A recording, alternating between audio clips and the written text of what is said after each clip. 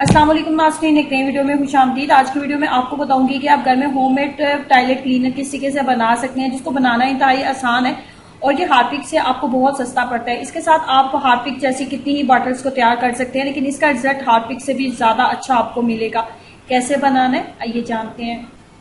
इसको बनाने के लिए सबसे पहले आपने लेना है एक खुले मुंह वाला बर्तन। खुले मुंह वाला आपने बर्तन लिया। बर्तन लेने के बाद आपने सबसे पहले इसके अंदर डालना है 6 किलो के करीब पानी।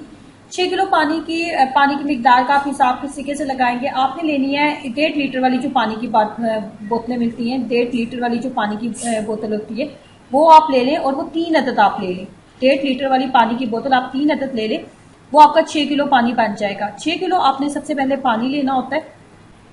सबसे पहले आपने लिया 6 किलो के करीब पानी। नॉर्मली जो भी आपके घर में पानी इस्तेमाल होता है वो उसी पानी का मैंने इस्तेमाल किया। 6 किलो पानी लेने के बाद आपने सबसे पहले इसके अंदर शामिल करना है कास्टिक सोडा। कास्टिक सोडे की मिकदार आपने रखनी है 1 पाव। 6 किलो पानी के अंदर मिकदार आपने कास्टिक सोडे की मिकदार रखनी है 1 पाव। मिकदार का आपने खास ख्याल रखना है इसके अंदर। सबसे पहले मैंने कास्टिक सोडा डाला है, कास्टिक सोडे की मिकदार थी 1 पाव। उसके बाद आपने इसके अंदर शामिल करना होता है डोबी सोडा। डोबी सोडे की मिकदार रखेंगे आधा किलो। डोबी सोडा शामिल करने के बाद हमने इसके अंदर शामिल करना होता है ये काला तेल। ये काला तेल भी आपको किसी भी किराना स्टोर से मिल जाएगा। ये बर्तन धोने के लिए इस्तेमाल नहीं किया जाता, ये कपड़े धोने वाला तेल होता है। और इसके अंदर थोड़ी सी मिकदार में सोडा शामिल किया जाता है, जिसको तेल सोडा मिक्स करके कपड़े धोने के लिए इस्तेमाल किया जाता है। ये वही तेल है और ये आपको किसी भी किराना स्टोर से बहुत आराम से मिल जाएगा।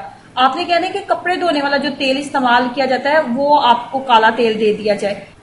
किसी भी लकड़ी की मदद से या भी कोई पुराना आपके पास चम्मच मौजूद है तो उसके साथ आप अच्छे तरीके से इसको मिक्सअप कर लें। एक बात का अपने हाथ से ख्याल रखना है कि इसको बनाते हुए अपने नाक को किसी कपड़े के साथ आप कवर कर लें और हाथों के ऊपर ग्लव्स जरूर आप पहने, ताकि आपके हाथ जो है वो खराब ना हो। और हाथों के साथ इसको बिल्कुल भी मिक्सअप नहीं करना। कोई भी आपके पास पुराना चम्मच या लकड़ी मौजूद है तो उसके साथ मिक्सअप करें। तरीका इस्तेमाल इसका क्या होता है कि आपने अपनी टॉयलेट को साफ करने वाले हैं तो जैसे आप हार्पिक इस्तेमाल करते हैं कि 10-15 मिनट पहले इसको लगा दें।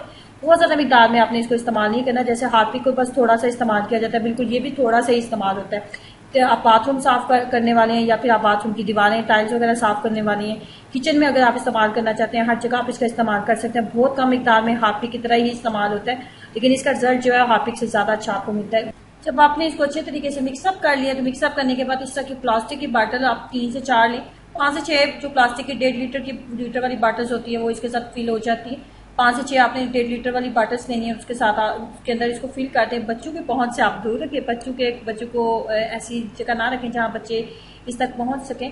बाथरूम में आप इसको एक साइड पे आप रखते हैं और इसको एक लंबे अरसे के लिए आप इस्तेमाल कर सकते हैं और इसका रिजल्ट बहुत ही अच्छा है। हार्पिक से ज्यादा अच्छा आपको इसका रिजल्ट मिलता है। इतना जरूर बनाएं।